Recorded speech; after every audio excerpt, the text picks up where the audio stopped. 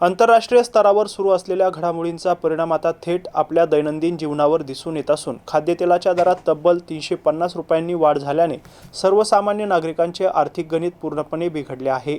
महागाईच्या झळा सहन करत असलेल्या नागरिकांना हा आणखी एक मोठा धक्का मानला जातोय। या दरवाढीमागे नेमकी कारणं काय आहेत आणि नागरिकांना याचा किती मोठा फटका बसतोय, पाहूयात हा सविस्तर रिपोर्ट।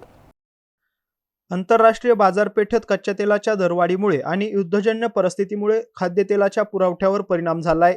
त्याचा थेट परिणाम बाजारातील किमतीवर होताना दिसून येतोय। खाद्यतेलाच्या दरात मोठी वाढ नोंदवली गेली आहे। काही महिन्यांपूर्वी 15 लिटरचा तेलाचा डबा 1500 ते 1600 रुपयापर्यंत मिळत होता।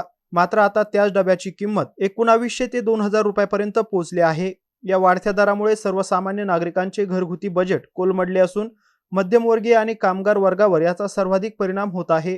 याचबरोबर काही ठिकाणी कृत्रिम टंचाई निर्माण केली जात असल्याची शक्यता नागरिकांकडून व्यक्त केली जाते। व्यापाऱ्यांकडून साठेबाजी होत असल्याचंही बोलल्या जातंय। दरम्यान प्रशासनाने या प्रकरणाकडे तातडीने लक्ष देत बाजारपेठेत तपासणी करून दोषींवर कठोर कारवाई करावी अशी मागणी नागरिकांकडून केली जाते। खाद्यतेलासारख्या अत्यावश्यक वस्तूंच्या वाढत्या दरामुळे नागरिकांचे दैनंदिन जीवन अधिकच कठीण बनले असून येत्या काळात महागाई आणखी वाढण्याची भीती व्यक्त केली जाते।